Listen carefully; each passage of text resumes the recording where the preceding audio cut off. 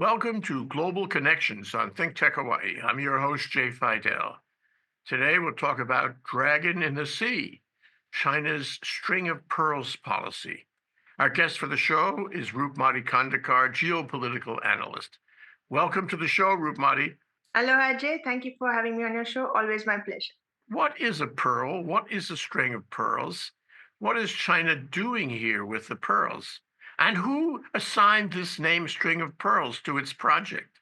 Jay, see, now we've gotten to discussing such an important geopolitical happening that's in the contemporary world.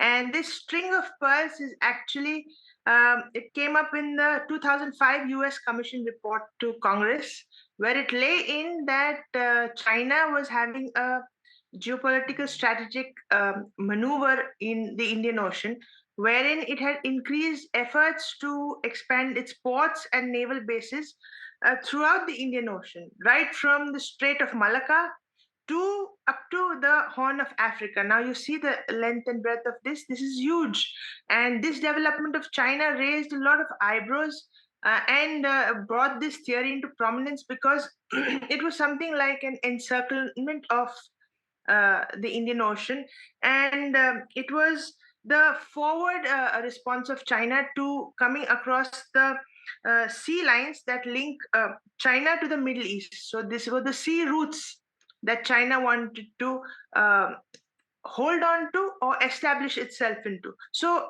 Jay, there are strategic ports and key sea lanes right from you have this ports like Gwadar in Pakistan, Hanbanatua in Sri Lanka, Djibouti in Africa. You have like Chittagong in Bangladesh. So you just map it out and it goes step by step and creates a string of these ports. So pearls was each port and the string was the linear line that joined these ports and giving China a straight route, keeping its trade, especially in oil, robust. Well, this sounds like sort of a parallel or an addition to the Belt and Road Initiative. What's its relationship to the Belt? The Belt and Road existed before 2004, 2005, but is this an add-on to Belt and Road? Jay, basically this was you remember India had wars with Pakistan and China used to help Pakistan. So in 1975, 1991, India has presence in the Strait of Malacca. And so it used to try to block this trade route for China. And that's when China realized that they have to secure for themselves a very strong route from which they don't have to depend upon India. And that's when they started building these ports and naval bases. They were not initially built as naval bases. Initially, they came up as investment in your port land. Especially this development takes place in Sri Lanka when they give loans. The country can't repay the loans. Then they take over the land for development and in return for your debt, and then they capture the port for a lease of 100 years, 200 years. Traditionally, Jay, it's a question of balance of power. Indian Ocean was always governed by the Indian government, backed by the US military support. Now it's changed to China with its diplomatic ties and strategic efforts with these small countries. So, Jay, this is very, very crucial for future developments, Jay. And like you explained, that it was the Belt Road Initiative which came alongside this. CJ, the Chinese civilization has developed on the basis of the Silk Route. So now we are having a double parallel route, not only through land but through the sea. So they're having a more what do you say? They don't want to fall into any vulnerabilities, and they want to capture the sea route as well as the land route. ASEAN, the Association of Southeast Asian Nations, had come together to form a bloc, trading bloc, to counter China's regional supremacy. So right now, China is playing soft games with this ASEAN because they want to take them also in the loop. You have so many countries which can help you, assist you to have ports in it. And there's one port naval base of China at Woody Island in close to Vietnam. So the US found this to be very fishy, Jay, and developing airstrips alongside port development was the thing which raised eyebrows. From what you say, this is access to oil. Mhm. It's a parallel to Belt Road. It goes all the way from China, from China's military base on Hainan, all the way to the Horn of Africa, even Sudan, and that's quite ambitious. Is this something that China announced, or is this something the American intelligence establishment identified, maybe through satellite photos, and realized that all these pearls, these facilities that China had been building, are really a string of pearls that India ought to be concerned about and the US ought to be concerned about? No, Jay, it was all in the open, and China has been creating these debt traps for these nations, small nations who really are on have such fragile budgets and are so vulnerable to financial insecurities. As soon as there is instability in the financial structure, they fall, they collapse, and in this collapse, China is the one which comes and picks up the grub. Jay, you remember we have discussed Africa and so many nations. China has come in. So by them concentrating on the ports and trying to get a route established for them is the one thing that really had uh, people talking about it, because they did this very strategically and step by step, Jay. And it's the Mm. main oil route which say the main commercial entities control, but now China has got its own private road. So they will never ever have to depend on any other blockade, or any development which will be away. They have a private road actually. So that's what's happened in this string of pearl strategy, and it's not so well known in international circles because everybody, international scholars, limit it to being encirclement of India. I find it interesting that, there have been problems for China in the Belt Road initiatives. There are some places where it really can't get through the way it wants on land. Call it geopolitical, resistance. But by sea, if it can assure itself of sea routes, that's far better, isn't it? It's far easier to develop this kind of trade and connection with not only Africa but all through the Middle East and Central Asia by and for that matter Southeast Asia by sea. Sea sounds like the preferred method of transportation here, doesn't it? Yeah, Jay. For them, it becomes more faster, more economical sea routes, and for large scale transport of your oil and gas, this is the best route for cargo, and it keeps China as the main manufacturing hub to the main close to the big markets like India and say the Middle East, also a big market, but it gives them a monopoly. That's the word that we can use. That it gives monopoly over their private and this route, J. And like you said, whether it was uncovered by surveillance, these Chinese fishing trawlers, J, they have been mapping out the surface of the ocean floor to facilitate submarine operations. So that's when it raised eyebrows. The American survey ships and Chinese vessels had a standoff in the South China Sea. So that's when it came to a more aggressive nature, Jay. That's when the US has decided to take it to the next level, Jay. Well, we get little indications, I hate to use the term connect the dots. Maybe we should say connect the pearls. But for example, the South China Sea has been a real problem, and And we have heard so much about how the Chinese have harassed the Filipino supply vessels and caused collisions at sea. I mean, the harassment is so obvious, and they are trying to develop control of that whole area. And my question to you is, are they also trying to develop control of the rest of these sea lanes, and all the way from China and its military bases to the Horn of Africa? Are they doing similar things along those sea lanes too? Yeah, Jay, they're anchoring the energy supply and this route from the Middle East to Southeast Asia. This trade becomes so it is a robust trade route, and to control this part becomes in the interest of China, because not only they can dictate the terms, they also facilitate uninterrupted supply for themselves. Jay. The uninterrupted version is very important because, like I told you, India used to try to block the Chinese movement in the Indian Ocean, and this was their way of coming right. Sri Lanka is right at the bottom of South Asia, so that's the point they captured. Pakistan is another point that they have gotten, and right up to Africa. So you have something like how it is US Europe trading.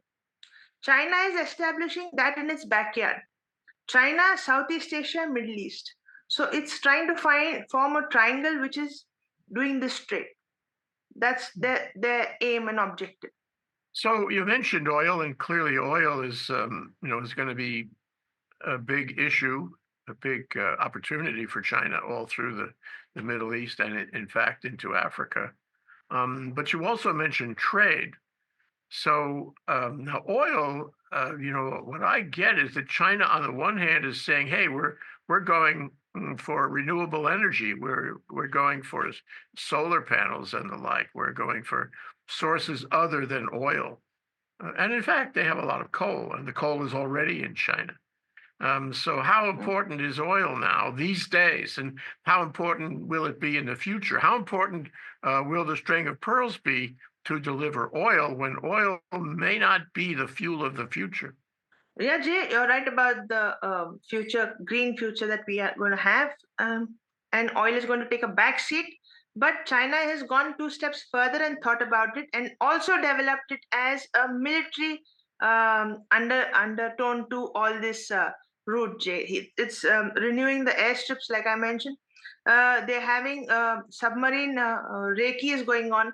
They're having military bases on. So all this is not only just about trade, it's also military. It's clearly political military in nature. So not just geopolitical, it's got a lot of ammunition in the background, Jay.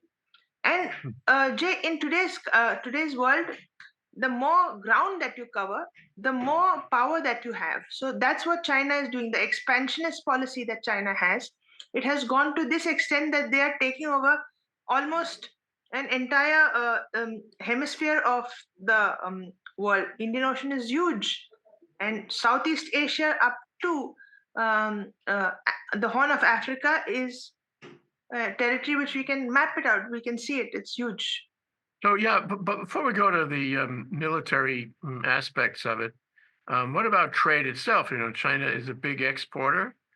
Mm. Maybe not so much, relatively speaking, as it used to be, but it is a big exporter, and Europe is a big market. And so, are these ships that are traveling by the string of pearls part of its export transportation system? Is it using these ships to trade and export manufactured goods along the way, and especially to Europe?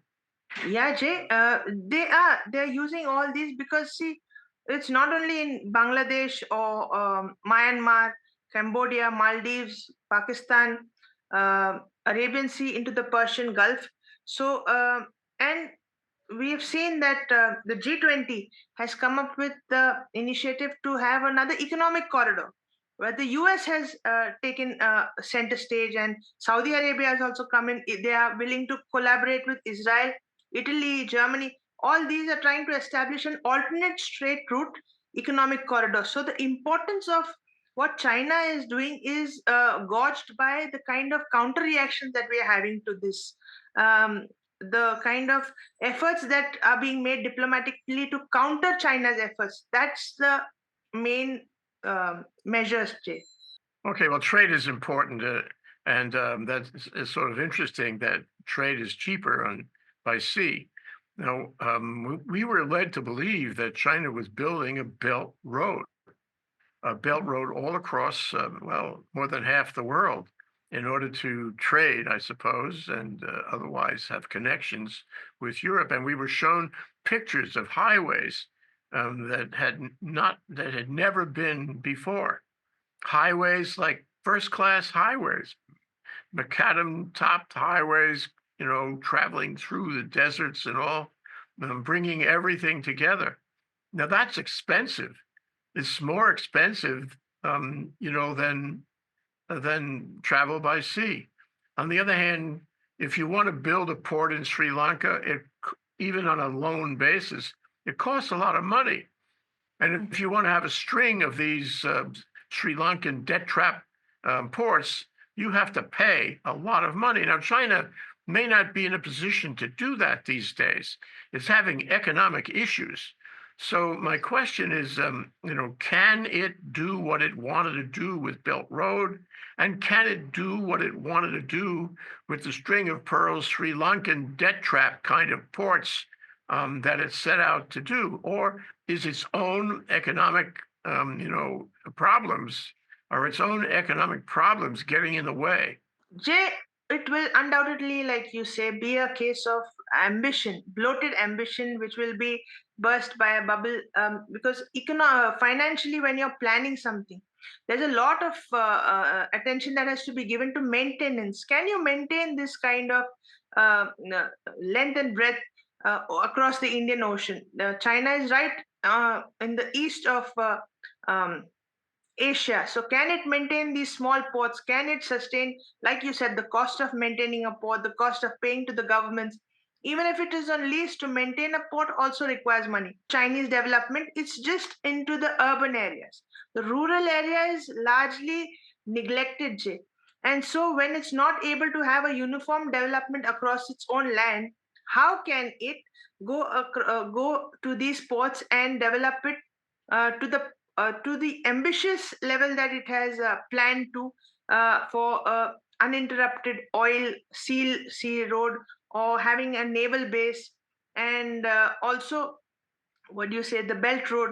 CJ, there is a big message that China wants to give, that it can have regional supremacy, and it's gunning for becoming the hegemon kind of a thing, to rival the US. It's a direct rival threat to the US. It portrays that. My sense of it is that this all started, the string of pearls facilities around half the world started as simply an oil and export trade arrangement Mm. ambition. But then somewhere along the line, they started building military bases in or near the facilities for trade, the ports. And now you look again and you find that there are military facilities in and around every one of these string of pearls ports facilities. Mm. So my question to you, was it always intended to be thus, or was this an afterthought? And how far advanced is the military aspect of all these facilities? Because it looks like an armed camp right now. Mm. And maybe they feel they need to have an armed camp to protect their, control of the sea lanes. But how military is it? And when did it get that way? And why do they feel they have to have military ports, military facilities right in the port? Yeah, Jay, the military aspect of it becomes prime. The trade aspect becomes a superficial cover, and that is portrayed through the counters that the countries have given to this string of pearls. And let's go to that. That the first counter that India gives is the necklace of diamonds, Jay. So the name comes as necklace of diamonds, and this strategy is to garland China and counter encirclement. That is, India is expanding its own naval bases and improving relations with strategically placed countries like to counter China's strategies like Chabahar in Iran, the Sabang port in Indonesia, the Sitwe port in Myanmar, the Mongla port in Bangladesh, and the Changi naval base in Singapore. So you see, it's the necklace of diamonds against the pearls. So smaller base, but a more harder response to it. And the biggest response that we can take to this is the US interest not only in the economic corridor of the G20, but the Quad. Now, let's discuss the Quad because it's the quadrilateral security dialogue between who's coming America, Australia, Japan, and India. And all of them started as a military exercise in the Indian Ocean, and they collaborated, and they say it's just for cooperation, but it is a direct counter offensive to this Chinese string of pearls strategy. Oh, I want to talk about all of that. But let's talk about India for a moment. This is largely, as you said, the Indian Ocean is very big. And this is largely to co-opt India and India's control of the Indian Ocean. India must have great concerns about this. We did talk about the northern border issues and the fights in the Himalayas, but this is another point of friction, isn't it? The Indian government must really hate the idea that it's being co-opted in its own ocean. How does India react to this? How does it feel about it? Up to 1990, in the previous government, there was no contact with the eastern countries. So the look east policy of India changed that to such an extent that we started having trade relations with the Southeast Asian nations, trying to have a more uh, um, what is interactive diplomatic dialogue, strategic partnership with these countries to counter China. It was just used to be India, China, India, China. So the partnerships that both India and China started striving to develop showed that they needed partners to counter this. And in this and counter China offensive, Jay, the US stands with India because, like I mentioned, traditionally in the balance of power, the Indian Ocean was always looked after by the United States of America. The Diego Garcia Island is a big military base in the Indian Ocean, and the British also have their own naval base. So, having China's presence right down in the Indian Ocean was going to give a very different color to this to this strategic balance. So, okay, and now that you said that, I'm thinking that Sri Lanka is kind of near the southern part of India, so that would be perfect as a part of the string of pearls to get to Africa, to get to Europe, to get to Central Asia by just going under India. It's perfect. And so, okay, so the Indians have concern about this. Have they been obstructed? This is before the Quad now. Had they been obstructed in their control, their use of the Indian Ocean and trade to both, Asia and Europe and Africa? Have they been? Has China taken steps to make it hard for them? Has China used its military, such as the way it uses its military in the South China Sea, to make it hard for India? Or is this just hypothetical?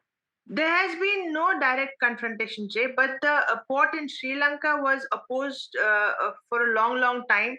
They were tried to dissuade the Sri Lankan government from allowing China to do this, but the debt was so high. We remember a couple of years back how Sri Lanka fell into a huge debt trap. So they had obviously no choice.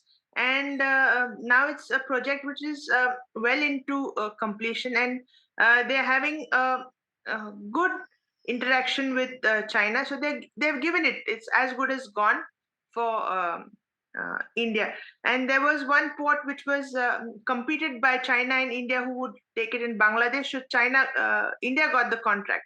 So it's like this. They're having these business takeovers and ventures going on. So they compete for these interests, and no direct confront. Nobody stops each other. The Indian Ocean is huge, but uh, American vessels are mostly stopped just because they say it is the Chinese waters. And every time the argument has to be given, no, it is international waters. So that's what Mm. is giving a problem because of this string of pearls. Because any 200 nautical miles becomes your territory if you're managing that area. It is, I think that that's the rule. And beyond that is international waters. So because of this string of pearls, they're claiming a lot of area to be theirs. You mentioned that the U.S. was, sort of a protector of Indian waters and international waters around India. Why is the U.S. concerned about this? Why does it care? What is its, call it geopolitical interest in helping India, in helping these waters remain international? Why is it important to the U.S.? It's technically the biggest trade route from the Middle East, rich oil Middle East to say the trading partners of Southeast Asia and the big markets of India and China.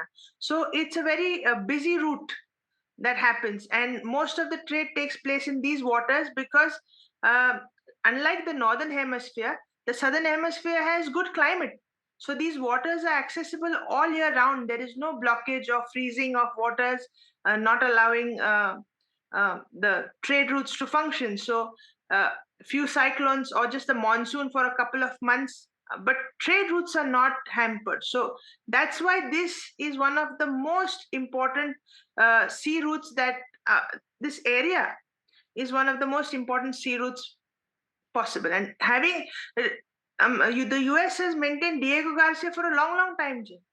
Let's talk about the Quad, Roopmati.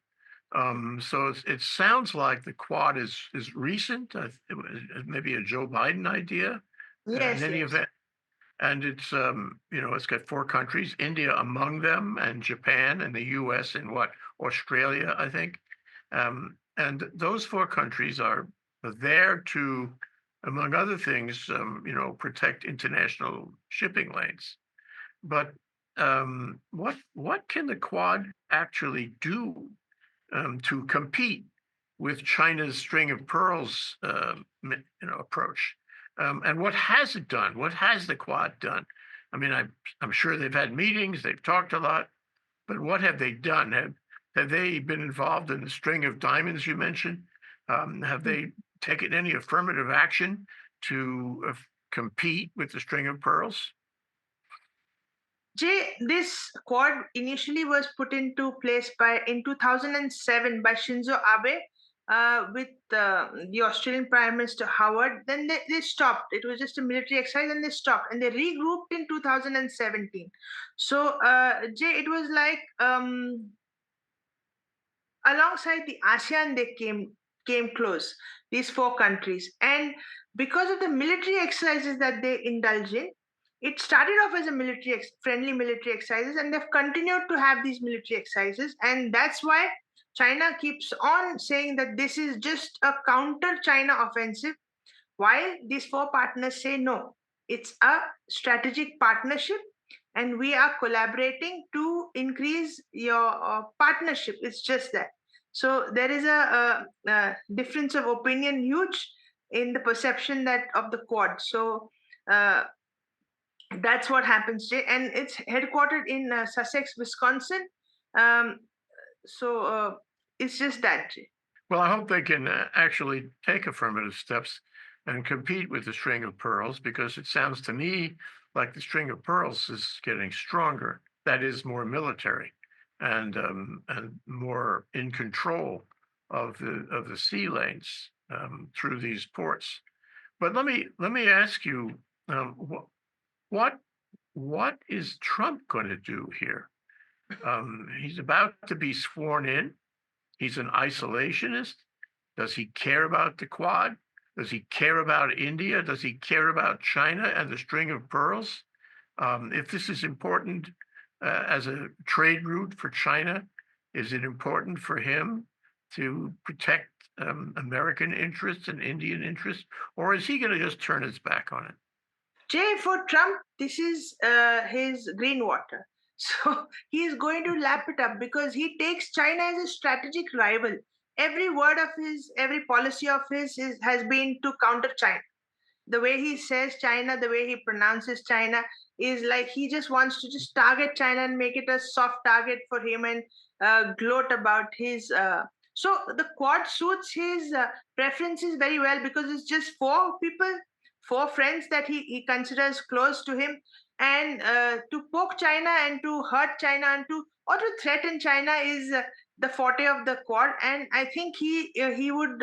Just lap it up like anything because he's not been in this meeting for as far as we know. So he is going to really take the center stage in this. Joe Biden requested for the court to be. It was going to be held in India, but Joe Biden requested for it to be held in the U.S. And he gave a very personal touch to this. It was one of the Quad's initiatives was named after his son for the cancer thing. And then he took the Australian Prime Minister to his native school when he was a child. So he gave a very personal touch to the Quad meeting, and which happened, and he took it to be his own. Like I Quad was not just a strategic meeting, it became a very personal connection between these four leaders.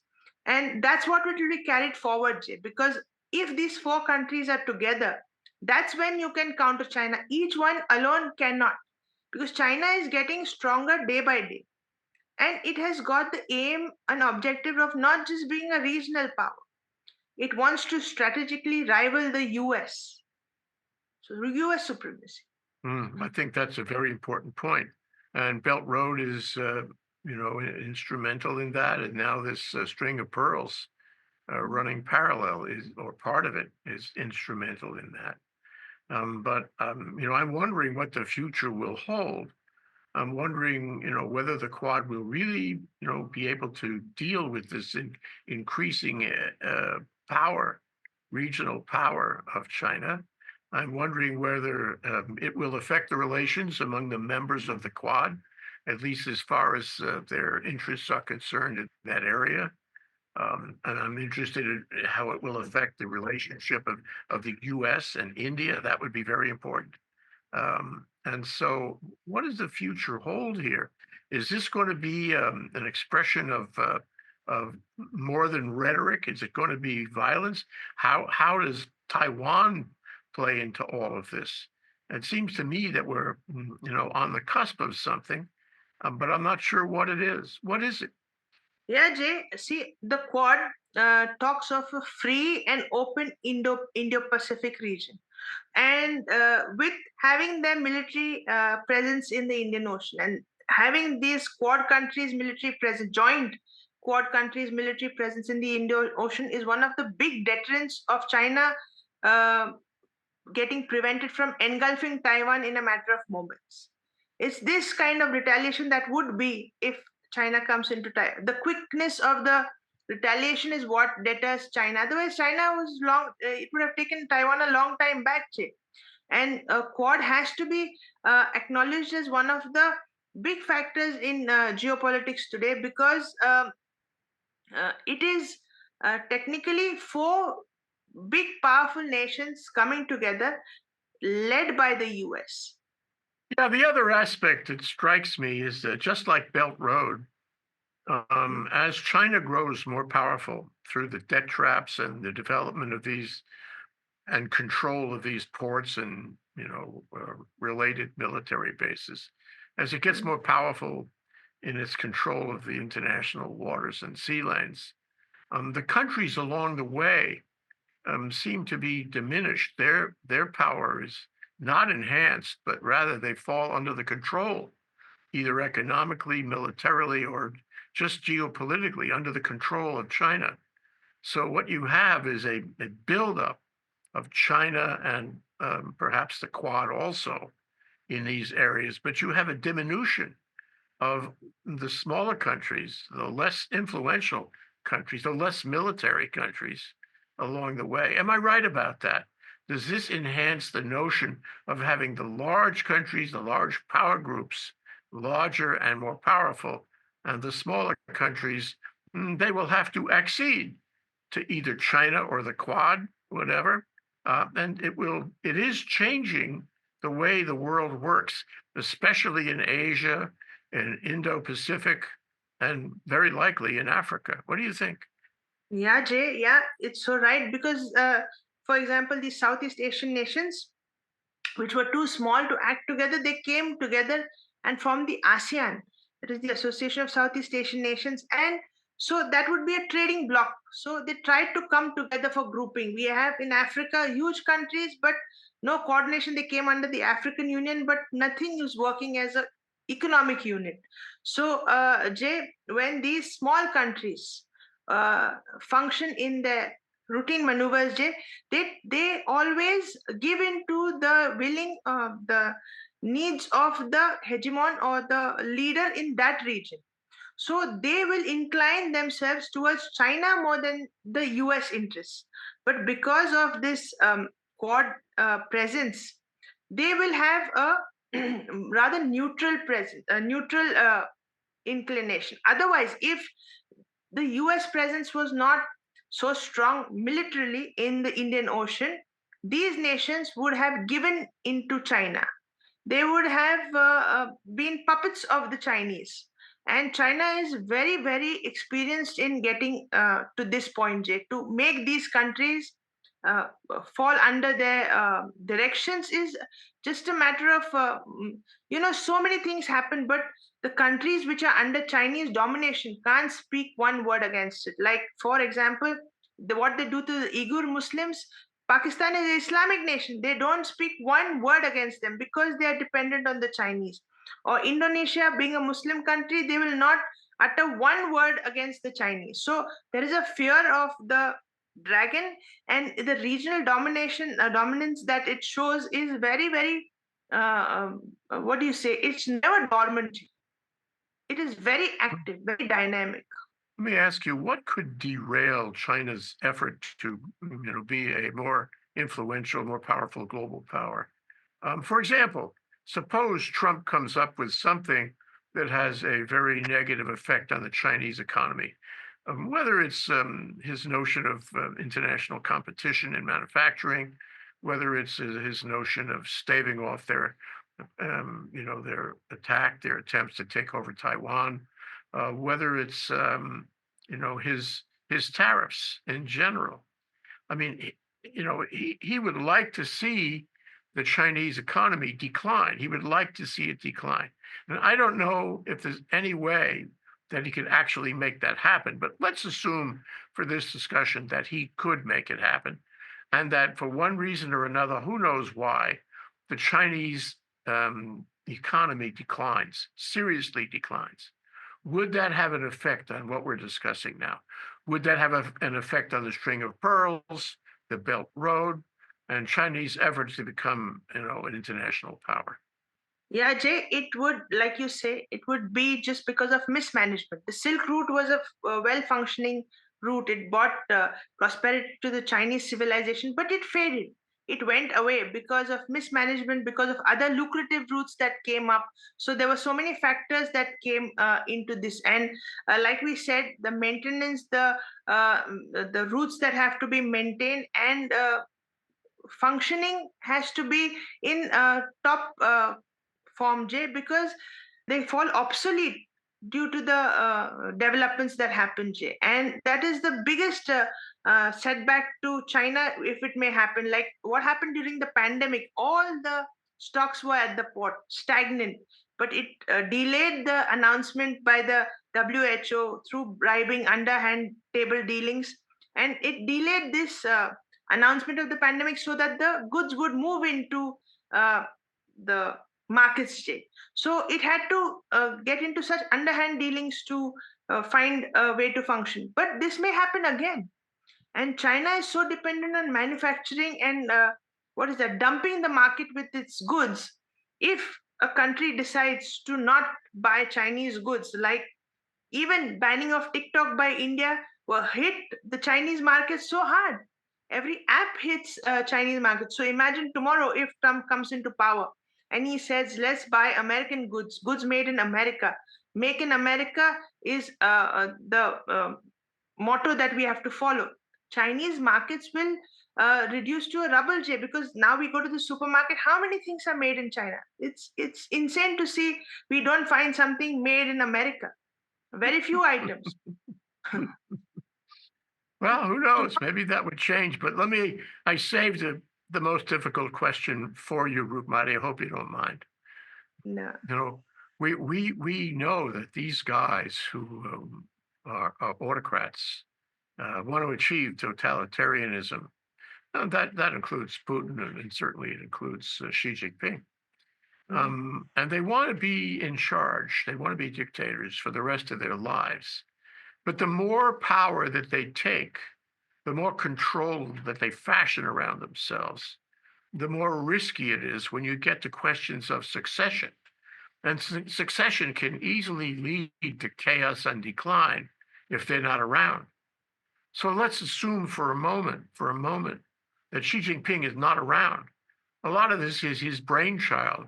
A lot of the initiatives we've been talking about are initiatives that he either established or built, or is enhancing as much as he can. But if he's not around, if he fails, and there's no obvious succession, and there's a kind of chaos in the Politburo, what happens then? What happens to the Belt Road? What happens to the String of Pearls? What happens to China's economy and thus its success on the international trading and military power basis? What happens? Jay, you're so right about this, that the American hegemony is maintained through consistent foreign policy. Red or blue, they have a consistent foreign policy for maintaining leadership. Now, the countries that you mentioned, Russia and China, like you said, it is personal directives and aims and objectives. And that's when what happens when there is succession, there will be a gap. There will be a decline. You had the Soviet Union fall down. So same thing can happen in China. You have so many territories waiting to have their own accession, and when they took over Tibet, Tibet will is always a flashpoint for them, and these collapsing economic areas are the points which will bring down China. Jay. China's decline will be probably be instant like the Soviet Union, or it will be a slow death with loss of manufacturing, loss of demand of Chinese goods in the markets. And America and India are two of the biggest markets. Jay. If they stop taking Chinese goods, believe me, they will get hit the hardest because they can't sell what they manufacture in bulk other than these two markets. Yeah, well, let me flip that question on you just as a final question, and that is, Trump has also got issues about personal power, and about succession, and about his health. He may not last all that long in office, and we don't know what would happen, who would run the operation in his Mm. absence. And it may be that either Trump fails in his isolationist policies and his tariffs and the like, or he's no longer on the stage for one reason or another, and his succession fails. So, query, if the United States is unable to maintain the Biden policies, and for that matter, the Trump policies about dealing with China, and China becomes all the more powerful because of it, what happens then? What happens if Trump and his isolationist policies fail, and the U.S. Economic power, fades, which is possible? What happens? The Chinese cannot rise to that ambitious level that the US has maintained itself on, simply because it is doesn't have the democracy that it the entire structure is very closed. They have a lot of underlying currents in their social population, in the political maneuvers. You don't know if the Chinese Communist Party disappears tomorrow, what kind of governance the people want. So they have to start from that kind of scratch. Jay. Here in the US, you have a ready made structure administratively, politically, and demographically. So for them, it becomes a huge change because you have a kind of a control over everybody. Your social media is controlled, your goods are controlled, your money is controlled. It's kind of a system which puts you down. So when you have through the years, when you have more liberty, when you have more awakening, when you have more people coming wanting a different kind of a structure, let's see what happens. They might just go for a total collapse, have breaking away of territories, or they may have just a simple democracy come in. If the democracy comes in, then people have more power in the say. They don't want to get into manufacturing, they want services, agriculture. So many nitty-gritties will come up, Jay. And China, by having a closed door policy on how much do we know of internal politics of China? Very less. What we talk is what it does outside its doors, but what happens inside China is way different from what we see. The pandemic happened, they could close down the cities because they were welding the doors. They were welding the doors. If somebody welds the doors, they'll shoot. They will shoot the cops. They will not allow somebody to weld the doors. So that kind of aggressiveness in the government over there. So we don't have that. If they're open like that, they have to start from right from scratch and define what is liberty, fraternity, and so right from there. That's the way. Ah, global changes happening around us. As you say, it's really hard to predict the future of all of this, but we know that it's moving, and maybe we're at some sort of tipping point between the U.S. and China, and for that matter, the other members of the Quad. Thank you, Roopmati. Roopmati Khandekar, geopolitical analyst. It's been a very interesting discussion, and we'll see you next time. Thank you so much. Aloha. Aloha, Jay. Thank you so very much.